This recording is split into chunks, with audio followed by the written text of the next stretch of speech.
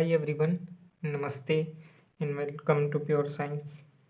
दूसरा कंडीशन देखते हैं कि प्रोसेस जो है एडियाबैटिक भी है, एडियाबैटिक है और क्या है, आइसोबैरिक है, आइसोबैरिक।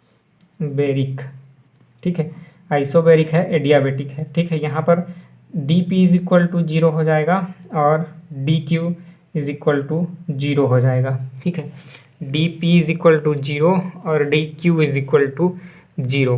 ठीक है, तो इक्वेशन नंबर 6, सॉरी हमारे में कितने, हाँ equation number 6, T D S minus D U is greater than और इक्वल टू, ठीक है, डी डब्ल्यू है ना। यहाँ से देखते हैं T D S is equal to,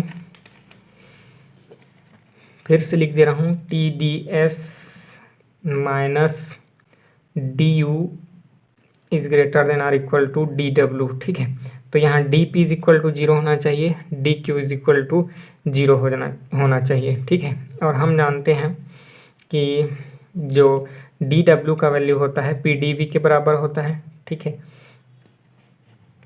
एक मिनट,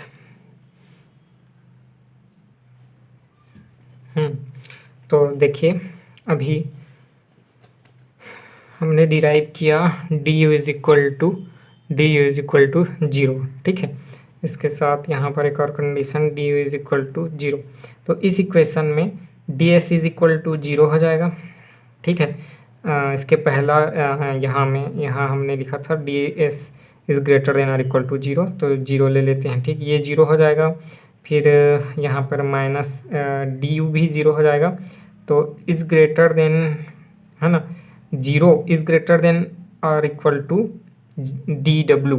ठीक है, तो इसका मतलब है कि जीरो से छोटा है, मतलब नेगेटिव हो सकता है, ठीक है, या उसके बराबर है, जीरो के बराबर या नेगेटिव, है ना, डी डब्ल्यू। ठीक है, तो डी डब्ल्यू मान लेते हैं। ठीक है, ये जो है अलग अलग से जीरो के बराबर नहीं हो रहा है, मतलब अकेले जीरो के बराबर नहीं हो रहा है। ठीक है, या तो जीरो हो रहा है या फिर उससे छोटा हो रहा है, मतलब नेगेटिव में जा रहा है। सपोज ये नेगेटिव है। ठीक है, ठीक है, D W is equal to minus P D V हो जाएगा, क्योंकि डी डब्ल्यू बराबर पी डी वी होता है। ठीक है, तो अगर ये नेगेटिव है, ठीक है, तो ये भी नेगेटिव होगा। ठीक है, डी डब्ल्यू यहाँ पर चूंकि जीरो से छोटा है हम बोल रहे हैं, ये कंडीशन ले रहे हैं तब के कंडीशन। ठीक है, तो डी डब्ल्यू को हम यहाँ पर नेगेटिव ले करके देखते हैं। ठीक है, तो देखें D W is equal to negative. ठीक है, और अभी हमने देखा कि डी यू भी जीरो के बराबर है। ठीक है, तो डी यू, ठीक है, जीरो के बराबर है और डी डब्ल्यू हमारा निगेटिव है। ठीक है, दोनों मिल करके जीरो के बराबर होंगे। ठीक है, D U plus D W is equal to zero. ठीक है, और इसमें हम कंडीशन देख रहे हैं एक D P is equal to zero, है ना, जब आइसोबैरिक प्रोसेस है तब। ठीक है, तो इसलिए D P is equal to zero है। ठीक है, तो उस कंडीशन में क्या हो जाएगा, ठीक है, देखते हैं, डी यू, ठीक है, D U plus D W, है ना, इज इक्वल टू, इसमें एक और ऐड कर देते हैं। ठीक है, plus D P is equal to zero, क्योंकि D P is equal to zero है। ठीक है, तो उसको ऐड करेंगे तो कोई इफेक्ट तो पड़ेगा नहीं। ठीक है, D P is equal to zero है तो यहाँ पर जीरो ही होगा। ठीक है, तो इस कंडीशन में हम ऐसे लिख सकते हैं डी यू प्लस, है ना, एक मिनट, प्लस डी और यहाँ पर पी वी लिख सकते हैं, ये पी और यहाँ का, है ना, पी डी वी जो रहेगा। ठीक है, D W is equal to P D V जो होता है। ठीक है, उसका चाहे तो हम यहाँ पर लिख सकते हैं।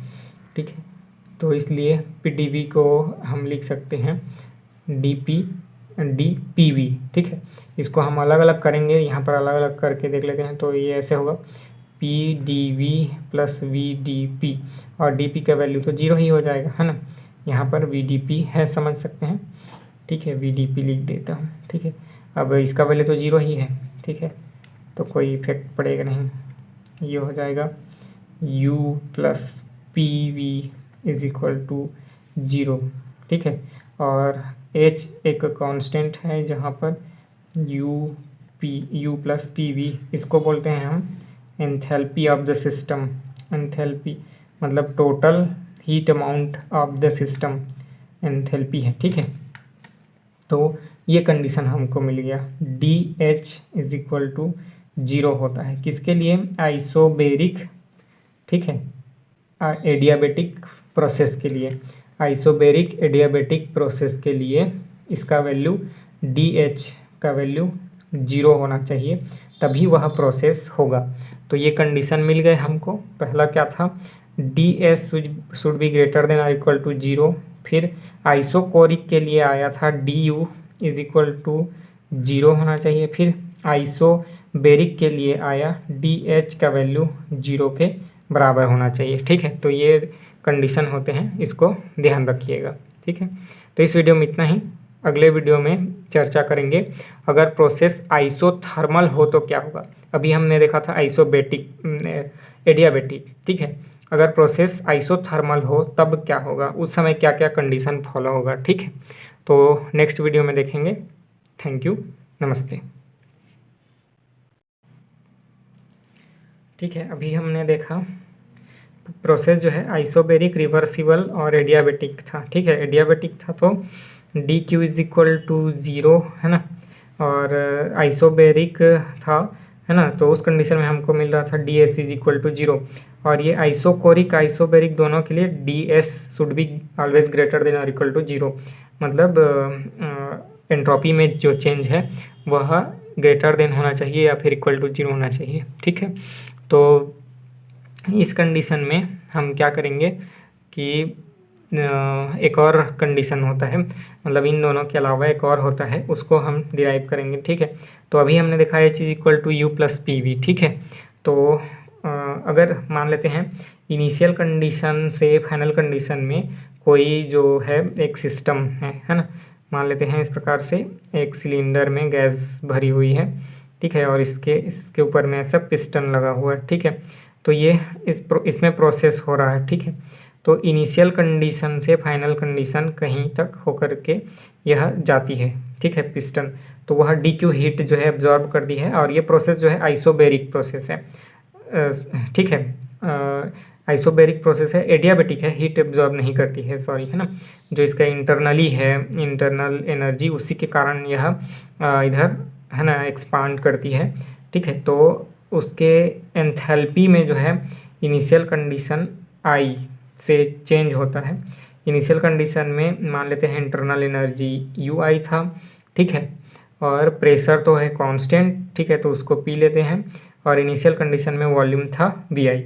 अब वह फाइनल कंडीशन में पहुंचती है तो उसका एंथैल्पी हो जाता है एच एफ, ठीक है, इंटरनल एनर्जी हो जाती है यू एफ, है ना, और प्रेशर तो कांस्टेंट है, वॉल्यूम हो जाता है वी एफ। तो टोटल कितना परिवर्तन हुआ, तो ऐसा ए माइनस, है ना, बी माइनस ए कर लेते हैं, बी माइनस ए, है ना, इक्वेशन से, ठीक है। तो H F minus H I is equal to हो जाएगा U F minus U I plus, ठीक है, P V F minus P V I, ठीक है, ये हो गया। अब देखते हैं कि इसमें परिवर्तन को हम इस परिवर्तन को लिख लेते हैं डी एच, ठीक है। ये हो गया किस कंडीशन में, प्रेशर कांस्टेंट है ना, आइसोबेरिक प्रोसेस हो रहा है, प्रेशर कांस्टेंट है, ठीक है, ये हो जाएगा। अब उसके बाद यू, ठीक है, डी यू, यहाँ भी प्रेशर कांस्टेंट है, और उसके बाद हो जाएगा पी तो बाहर आ जाएगा, और we F minus we I, ठीक है। तो इसको हम डी वी लिख लेंगे, ठीक है। तो ये हो जाएगा D U plus P D V, और ये हो गया D H at constant pressure, ठीक है, D H at constant pressure is equal to D Q. ठीक है, क्योंकि हम जानते हैं थर्मोडाइनमिक्स के फर्स्ट लॉ से D Q is equal to होता है D U plus P D V. ठीक है, तो यहाँ से ये पूरा टर्म बन जाएगा D U plus P D V बन जाएगा डी क्यू। तो ये हो गया तीसरा कंडीशन। ठीक है, एक तो D H is equal to 0 isobaric reversible में, है ना, या फिर अगर जो प्रोसेस है आइसोबेरिक भी है, एडियाबेटिक भी है और रिवर्सिबल भी है, तो D H is equal to होता है डी क्यू, है ना। प्रेशर जब कांस्टेंट हो तो उसके एंथैल्पी में जो चेंज होता है हीट जो एब्जॉर्ब किया गया रहता है उसके बराबर होता है। ठीक है, समदाबी उत्क्रमणीय प्रक्रम में जो एंथैल्पी में परिवर्तन होता है वह हीट एब्जॉर्ब किए गए हीट के बराबर होता है। ठीक है, तो ये हो गया कंडीशन। ठीक है, इसके बाद जो है नेक्स्ट वीडियो में देखेंगे अगर जो प्रोसेस है वह आइसोथर्मल हो तो उस कंडीशन में क्या होगा। जो प्रोसेस है आइसोथर्मल प्रोसेस हो तो उस कंडीशन में एंथैल्पी, एंट्रोपी या और अदर पैरामीटर में किस प्रकार से चेंजेस होंगे। ठीक है, मिलते हैं अगले वीडियो में। नमस्ते, थैंक यू।